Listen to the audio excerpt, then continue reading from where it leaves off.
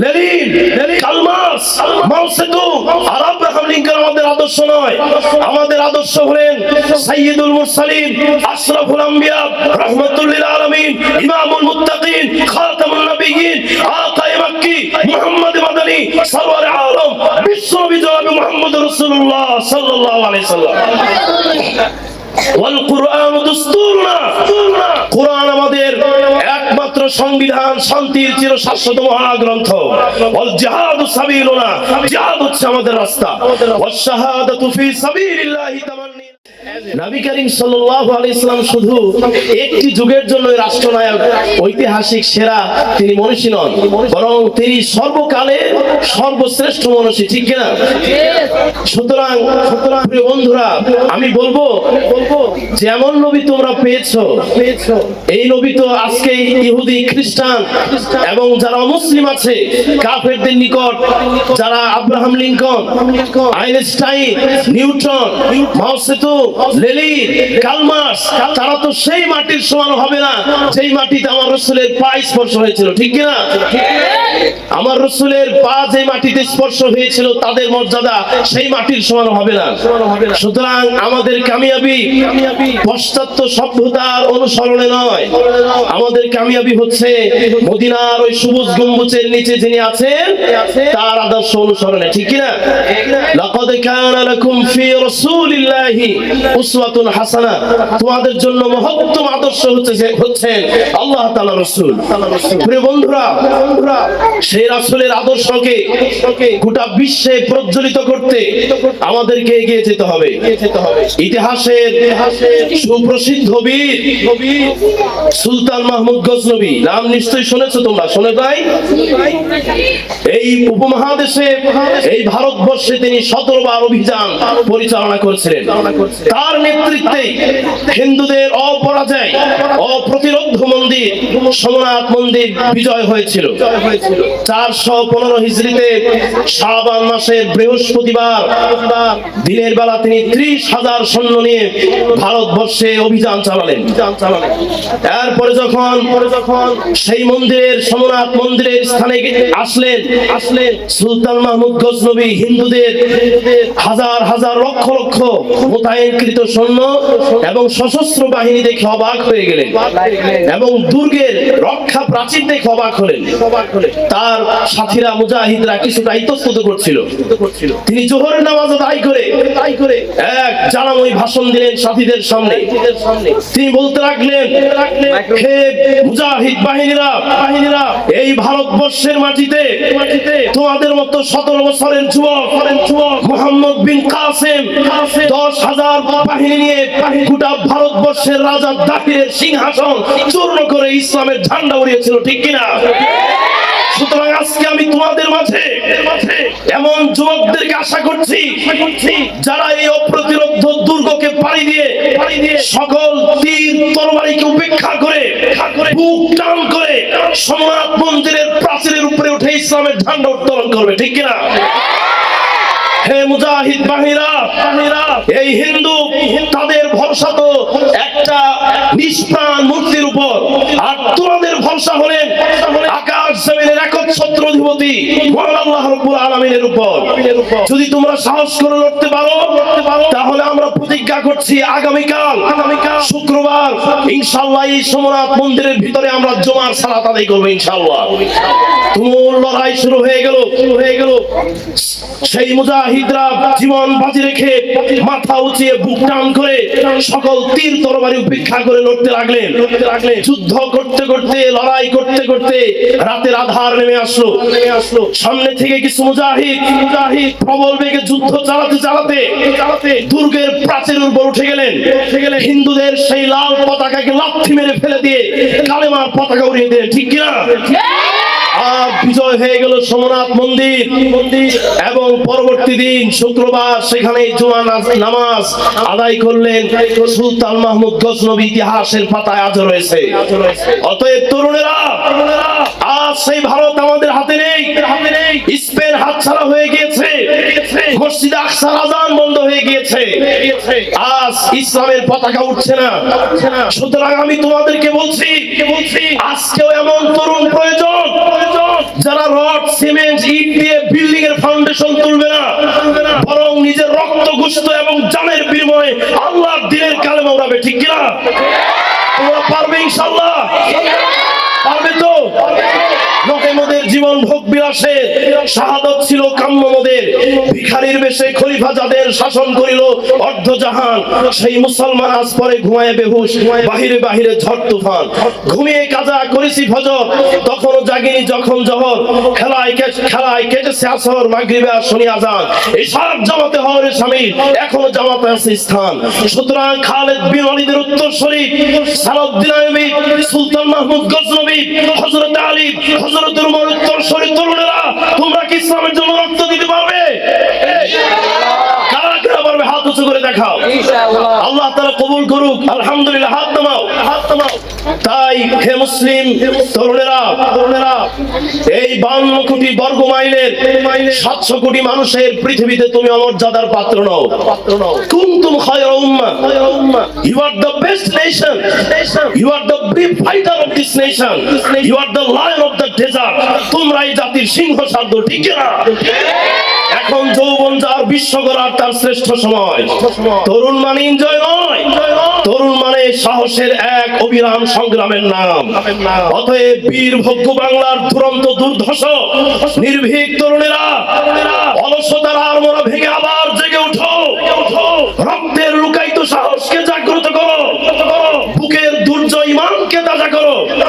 Bright ফিউচারের স্বপ্ন বাদ দিয়ে বিশ্ব জয়ের স্বপ্ন দেখো। ঠিক কিনা? আঁচলের ছায়া ত্যাগ করে তরবারির ছায়া গ্রহণ করো।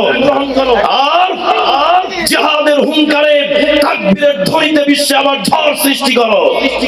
আর তাগুতের ভয়কে জয় করে সিংহ বিক্রমে সাহসী উচ্চারণ করো, আল্লাহু রাব্বুনা, আল্লাহ আমাদের একমাত্র রব। আমেরিকা, রাশিয়া আর ভারতের আমরা গোলাম নই, আমরা ওই বিশাল আকাশ, এই বিস্তীর্ণ জমিনের একচ্ছত্র অধিপতি আল্লাহ তাআলার গোলাম। ঠিক কিনা? রাসূল কুদওয়াতুনা, রাসূল আমাদের আদর্শ। লেনিন, কার্ল মার্কস, মাও সেতুং আর আব্রাহাম লিঙ্কন আমাদের আদর্শ নয়। আমাদের আদর্শ হলেন সাইয়্যিদুল মুরসালিন, আশরাফুল আম্বিয়া, রাহমাতুল লিল আলামিন, ইমামুল মুত্তাকিন, খাতামুন নবিয়্যিন, আকায়ে মাক্কি, মুহাম্মদ মাদানী, সরওয়ারে আলম, বিশ্বনবী জনাবে মুহাম্মদুর রাসূলুল্লাহ সাল্লাল্লাহু আলাইহি সাল্লাম। ওয়াল কুরআন দুস্তুরনা, কুরআন আমাদের একমাত্র সংবিধান, শান্তির চিরশাশ্বত মহাগ্রন্থ। ওয়াল জিহাদু সাবিলুনা, জিহাদ হচ্ছে আমাদের রাস্তা। ওয়াস শাহাদাতু ফি সাবিলিল্লাহি তামান্নিনা, আল্লাহর রাস্তায় শাহাদাত বরণ করে আমাদের রক্ষা। ঠিক কিনা?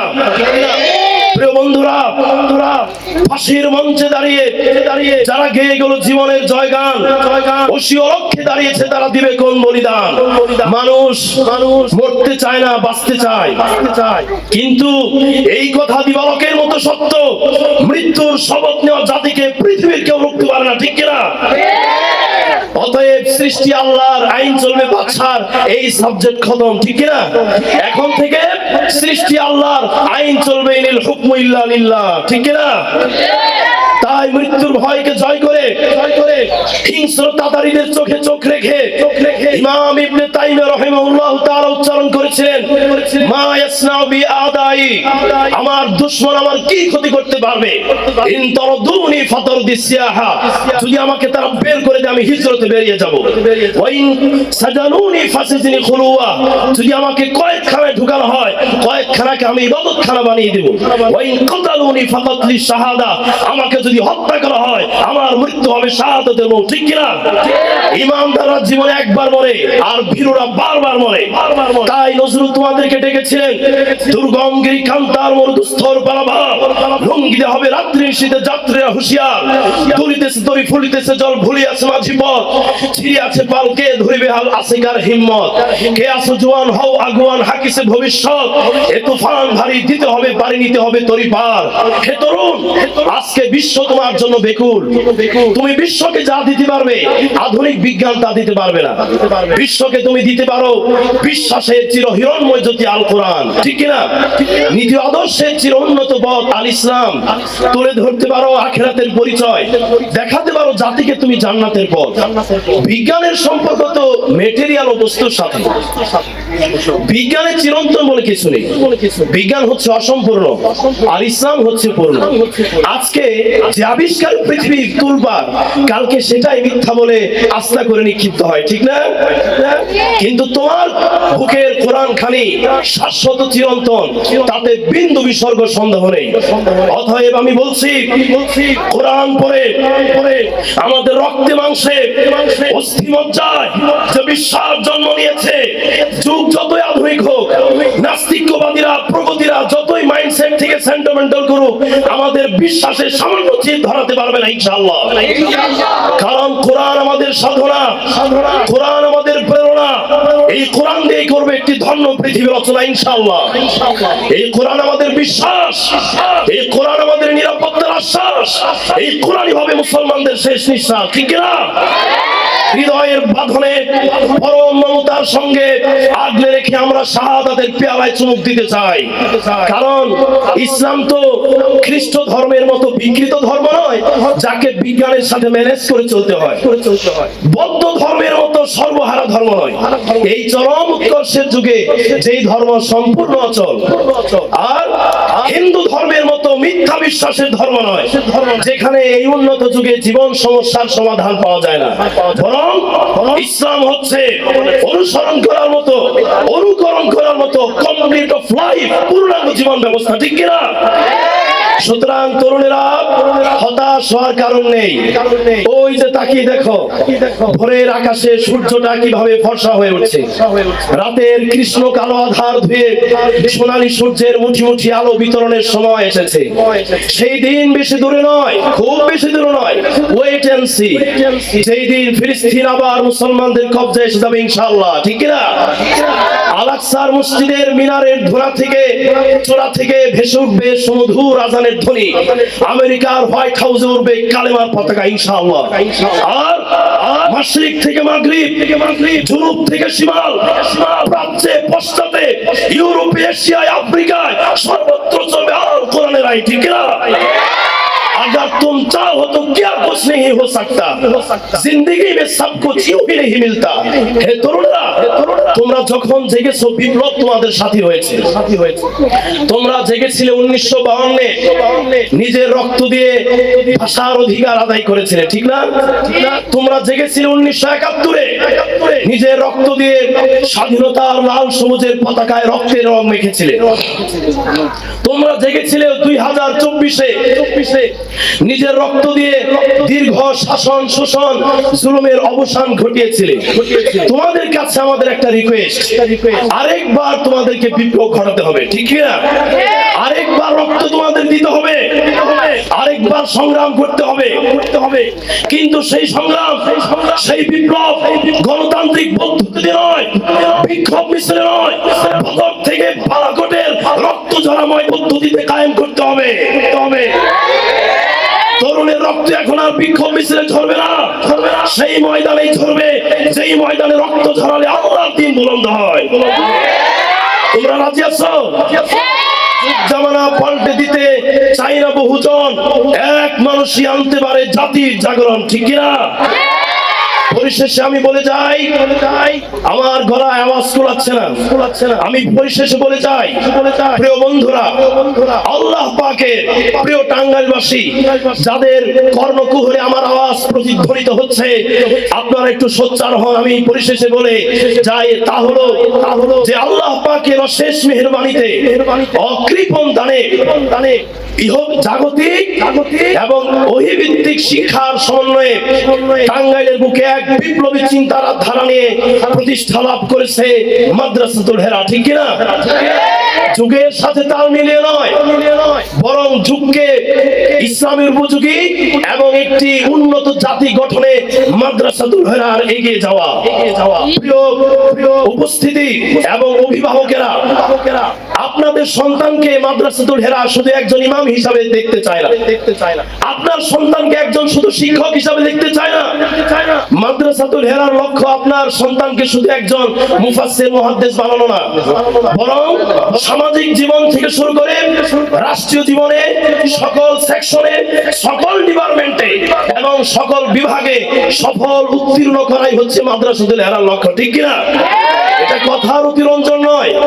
ছাত্রদের প্রতিভা যাচাই করে দেখুন, বাংলা, ইংরেজি, ফার্সি, উর্দু প্রত্যেক ভাষায় ছাত্ররা অনর্গল কথা বলেছে, আপনারা সকাল থেকে পর্যন্ত দেখেছেন। এটা ভাষার অতিরঞ্জন নয়, বরং গুণগত মান এবং ছাত্রদের প্রতিভা যাচাই করে আপনারা লক্ষ্য করুন। সুতরাং হে তরুণেরা, একটি বিশ্বকে গড়তে হলে তোমাদেরকে পড়ালেখায় মনোযোগী হতে হবে। আর শিক্ষা শুধু সেই খাতায় কালো হরফের নাম নয়, শিক্ষা হচ্ছে উন্নত চরিত্র এবং অধিক অধ্যবসায়ের নাম। প্রিয় বন্ধুরা, সেই শিক্ষা দিয়ে কি হবে যদি আদব না থাকে? আমল দিয়ে কি হবে যদি ব্যবহার ঠিক না থাকে? যশ খ্যাতি দিয়ে কি হবে যদি অন্তরে রিয়া থাকে, ঠিক কিনা? অতএব আমি শেষ কথা বলে নেমে যাচ্ছি। আকাশ আমায় শিক্ষা দিল উদার হতে ভাইরে, কর্মী হবার মন্ত্র আমি বায়ুর কাছে পাইরে। পাহাড় শিখায় তাহার সমান, হই যেন ভাই মৌন মহান, খোলা মাঠের উপদেশে দিল খোলা হয় তাইরে। মাটির কাছে সহিংসতা পেলাম আমি শিক্ষা, আপন কাজে কঠোর হতে পাষাণ দিল দীক্ষা। বিশ্বজোড়া পাঠশালা মোর সবার আমি